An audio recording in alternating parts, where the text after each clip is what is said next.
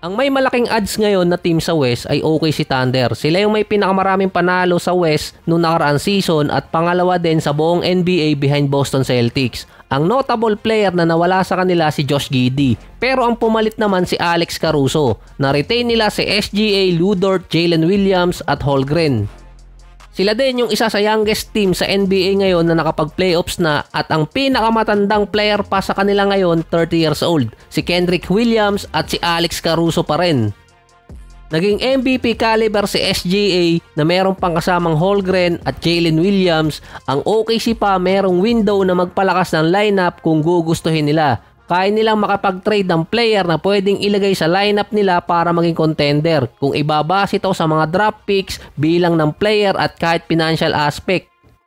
Ang team na inagawan nila ng pwesto ay Memphis. Since nawala sila, biglang umangat kasi yung OKC. Yung Minnesota kasi andun na sumisilip na ng mga nakaraang taon sa playoffs. Ang Memphis, yung young team na nagiging contender sa postseason pagdating pa lang ni Ja Morant. May official record ang Memphis na 58-76 kapag wala si Ja Morant sa lineup. 43% winning rate ang Memphis nun. Kung ilalagay ang stats na yon sa standing, ang 43% ay papatak ng outside top 10 ng West. Kung nasa East naman, at least pasok yon ng top 8 or top 10. Kapag naman si Ja Morant naglaro, ang record nila ay 148-109. 57% winning rate ang Memphis. Papatak sila ng at least top 8 ng West. Kung sa East naman ilalagay yon, nasa number 5. So ganun kahigpit ang labanan sa West kumpara sa East. Kaya paano nasabi dati ni Morant na fine in the West? Kaya kapag merong team na biglang bumagsak ng isang season, may bigla agad papalit dun.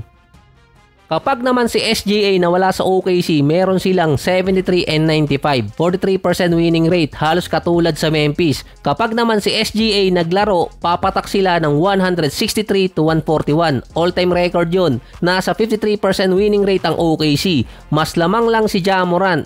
Mas nauna din maging contender ang Memphis kahit sabay silang napunta sa kanilang respective team. Si Ja Morant na draft noong 2019, si SGA naman na trade mula Clippers papuntang OKC 2019 din. Nasa 5 taon na din sila sa kanilang mga teams. Merong 4 na games per season na meron dapat max 20 games sila. Pero 9 times pa lang nagtatapat sa regular season si SGA at si Morant. Lamang doon si SGA 6-3. Kung galaw lang din ang transaksyon ng OKC at Memphis, halos parehas. Meron silang nakukuhang young player na hindi naman nila masyado nagagamit. Tulad na lang sa Memphis si Sir Williams, tinrade din nila papuntang Nets. Si Jake LaRavia, kung hindi pa nagkaroon ng injury yung mga player last season, hindi rin siya magagamit ng maayos. Sa OKC naman ganoon din, pinamimigay na lang din nila sa trade yung ibang mga young player nilang hindi nagagamit, tulad ni Trayman na maganda na ngayon ang nilalaro sa Hornets. Ang top 3 best player ng Memphis si Morant, Bane at Jackson Jr. Ang OKC si SGA, Williams at Holmgren. May Marcus Smart ang Memphis na Defensive Player of the Year. Ang OKC naman ngayon merong Caruso na All-NBA Defensive Team Member. Sila yung team na may pinakamalapit ang role sa top 3 or 4 players. Kahit si Ja Morant na-impress din naman sa mga player na nakukuha ng OKC, lalo na yung Dillon Jones na nakuha ng Thunder via trade nung nakaraan draft. Hindi lang nila alam kung saan yun ilalagay dahil puno rin yung rotation nila. May 3-way rivalry kasi ngayon sa NBA. Si Morant versus Edwards versus SGA.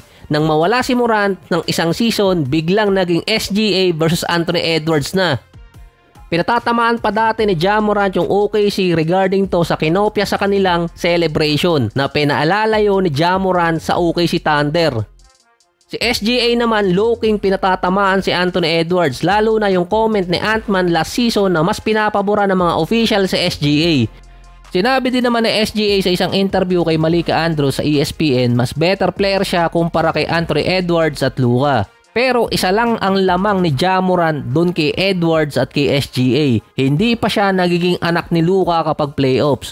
Kung maaagaw pa ni Ja Morant yung status bilang isa sa best point guard ng NBA dahil ngayon si SGA ang behind kay Luka.